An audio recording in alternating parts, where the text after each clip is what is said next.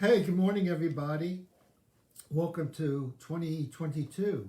Hope you had a good holiday and are well grounded and ready to succeed in this coming year. You know, somebody asked me the other day, did I have any New Year's Eve resolutions? And I said, absolutely none. I'm not capable of holding to any resolution for more than a week. So I've discovered over the years there's no point in my having New Year's resolutions. However, I do have intentions, and that's why I wrote a book a few years ago called 52 Things Partners Need to Know. And in fact, 2 years ago, I think I did a series on Mondays with Moss about 52 things you need to know. One action a week, like compassion, generosity, focus, self-expression, courage, just to practice one intention a week. Because I think for the New Year's resolutions, most of us have a capacity to hold on to our resolution for maybe 3 days. But as soon as there's an upset, frustration, a disappointment, we forget our resolution because really self-motivation doesn't seem to be the strongest way to carry out what we hope to be a resolution that would make us more successful. So over the last few years, I've done a couple of things and hoping to give you resources to live a more successful life. Life as a life navigator, not a survivor or victim. We did 52 things you need to know. Then during the summer, we did knots and tangles in relationship, things that we do to really stir up our relationships, like interrupting, mind reading, judging each other, advising, being right, getting into win-lose. And then recently, about a month ago, my wife and I started a new series, 10 Habits of Successful Partners, based on the work of Brett Atkinson and the Imago Group and the Pairs Group. These are individuals and organizations that have done a lot of work. Gottman and his wife have done a lot of work on looking at what makes relationships, marriages, long-term relationships work and what doesn't. In fact, based upon their research, they've been able to predict within a short period of time, maybe 1 or 2 sessions, at a level of 90%, which relationships are going to work and which are not. So Judy and I decided to review that literature and present 10 habits that successful people do in these relationships. So some questions we asked you to think about. Number one was, why do some couples succeed and others fail? Does love really conquer all? And in fact, what we have found out is love does not conquer all. It lasts for a certain period of time. Goodwill lasts a certain amount of time. But there's something else you got to bring to the table.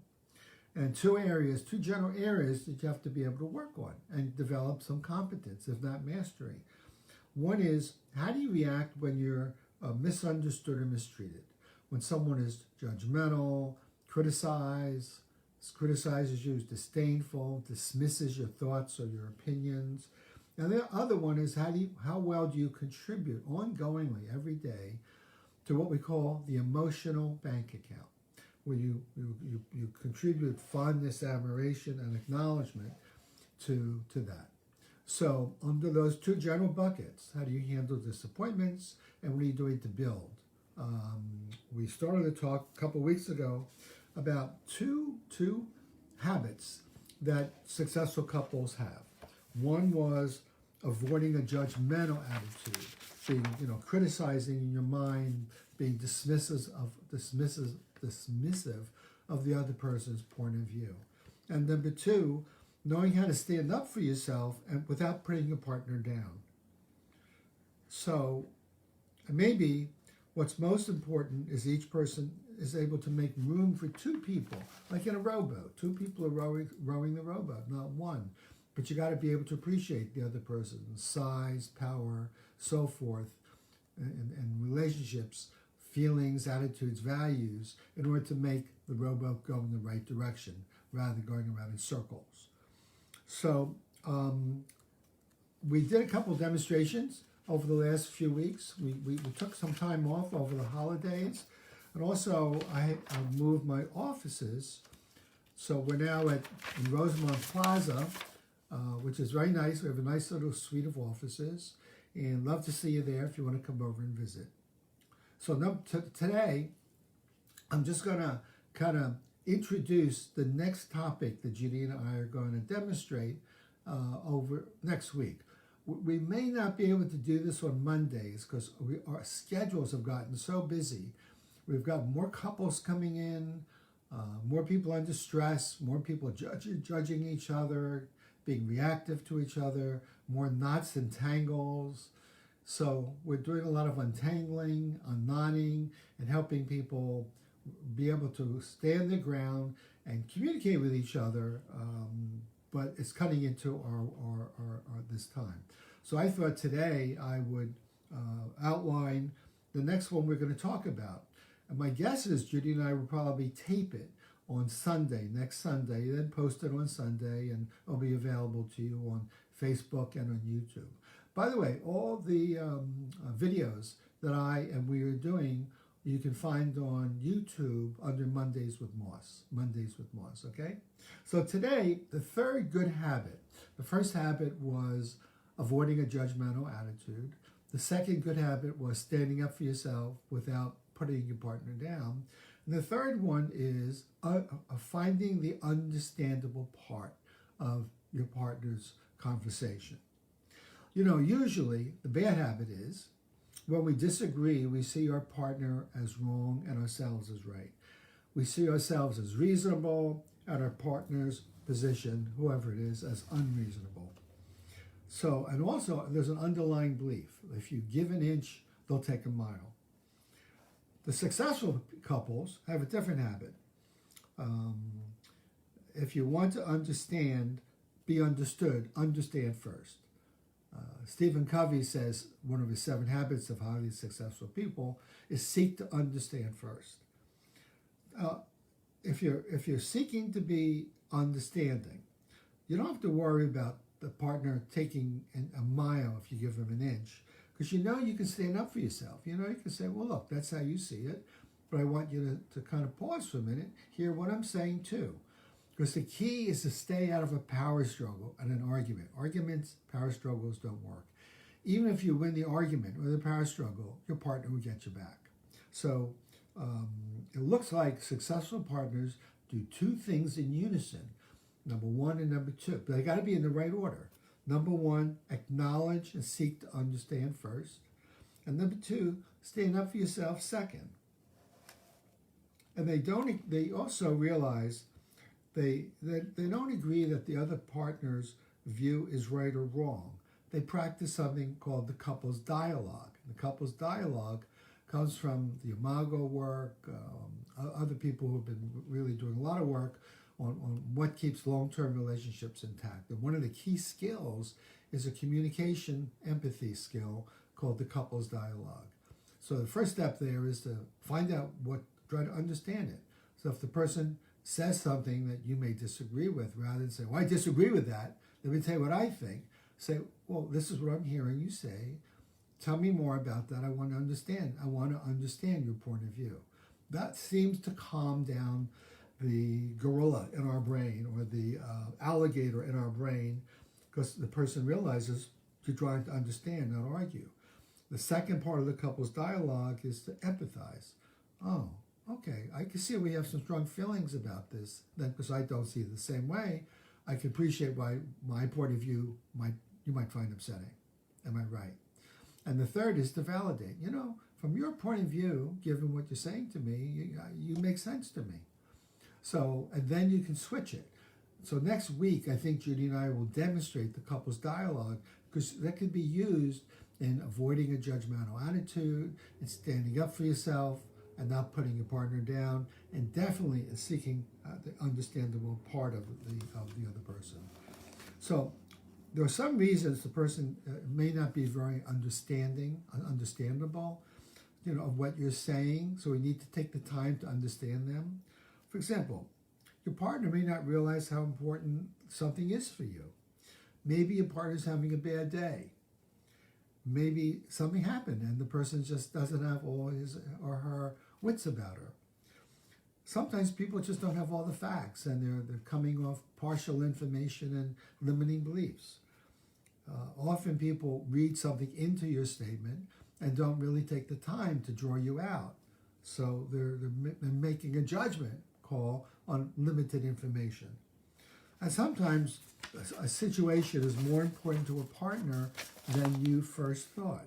And you need to give them the time of day to say, help me understand it. Maybe I don't appreciate exactly what you're coming from. Often your partner may feel threatened in a way that you don't understand. And you can't speak over the threat or the feeling threatened. You want to go to the threat. Am I doing something that's upsetting you? You seem to be, I'm hearing your voice rise. I'm wondering, are you angry with me? You think I'm crazy? You want to go to that dark space and draw the person out. Person might be upset by a prior time. Sometimes people carry grudges and upsets and regrets and resentments for days, weeks, months, even years. And you want to draw that out. That's the pus, the bad stuff that really creates inflammation in our relationships. And maybe your partner has an expectation about you that you don't have about yourself or your partner. So that's kind of a general kind of an idea. You want to seek to understand first. There's a bottom line here. Understanding doesn't mean you're right or your partner's right. You're just trying to understand. Help me understand your point of view. Looking at the person, repeating what the person says, acknowledging it, validating it. Oh, I see. So from your point of view, given the information you had, I can understand why you feel or think that way. Okay, that's all we're doing is trying to understand. Number two, bottom line, things seem to work out best when you seek to understand first and give the partner the benefit of the doubt, rather than finding fault with the person and rushing in with your spear, club, or hammer, telling him he's wrong and you expressing your point of view. Thirdly, find the understandable part of the person's feelings or opinions. You can always disagree later, but go extend the hand first, the palm first. Help me understand, not the fist. When you understood what the person was trying to say, ask your partner to give you equal consideration for your feelings, opinions, or point of view. That's the law of reciprocity. Often when you give first, you get back what you give. If you give criticism, power struggle, disagreement, you'll get that back. If you give, help me understand, oh, that makes sense, tell me more about it, I'm interested in you and your point of view. Don't have to agree. Acknowledgement is not agreement. It's just a sign of respect. Also, very important, don't skip the first step of seek to understand first, or else you're going to get a collision conversation. He's going to say something, you're going to disagree, collision. And when you get collision, that's smashing into each other, tempers flare up, feelings get hurt, and you make matters worse. So we want to not make snowballs into avalanches. All right, so that's kind of my introduction to the third habit of highly successful couples. They seek to find the understandable part first, and then you express your part and you help that person understand where you're coming from. Not that you're right and he's wrong, but at least we could have a standing appreciation. Then we can figure out problem solving, what to do.